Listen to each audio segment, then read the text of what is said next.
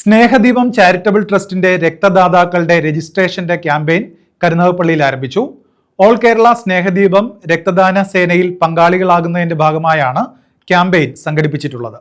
സംസ്ഥാനതല ക്യാമ്പയിനാണ് കരുനാഗപ്പള്ളിയിൽ ആരംഭിച്ചത്.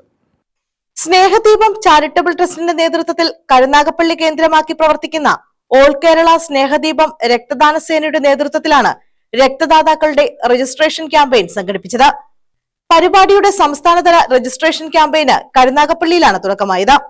കേരളത്തിലെ ക്യാമ്പസുകൾ, മറ്റ് വിദ്യാഭ്യാസ സ്ഥാപനങ്ങൾ എന്നിവയിലൂടെ രക്തദാതാക്കളെ കണ്ടെത്തി രക്തദാനത്തിൽ പങ്കാളികളാക്കുക എന്ന ലക്ഷ്യത്തോടുകൂടിയാണ് ക്യാമ്പയിൻ ആരംഭിക്കുന്നത്.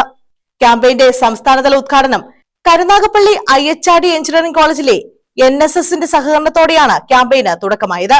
CR മഹേഷ് MLA ഉദ്ഘാടനം നിർവഹിച്ചു. പൂർണ്ണമായ ആരോഗ്യസ്ഥിതിയുള്ള ഒരാളിന് രക്തദാതാവായി കിട്ടാൻ കഴിയുന്നില്ല. അപ്പോൾ അവിടെയാണ് ഈ രക്തദാന സേനയുടെ രൂപീകരണത്തിന്റെ പ്രത്യേകത.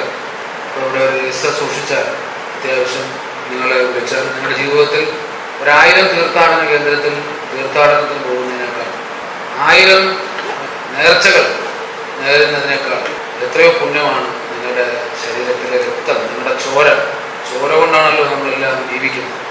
ആ ചോര ജാതി ഏതാണ്, മതമേതാണ്, വെളുത്തവനാണോ കറുത്തവനാണോ, ജാതിയിൽ കുറഞ്ഞവനാണോ കൂടിയവനാണോ, വിദ്യാഭ്യാസമുള്ളവനാണോ, ഒരു പേരും അറിയാത്ത മറ്റൊരു സഹോദരൻ അല്ലെ സഹോദരിക്ക് കൊടുക്കുന്ന പുണ്യകർമ്മം, ആ കർമ്മത്തിൽ പങ്കെടുക്കാൻ നിങ്ങൾക്ക് ഭാഗ്യം ലഭിച്ചിരിക്കുകയാണ്.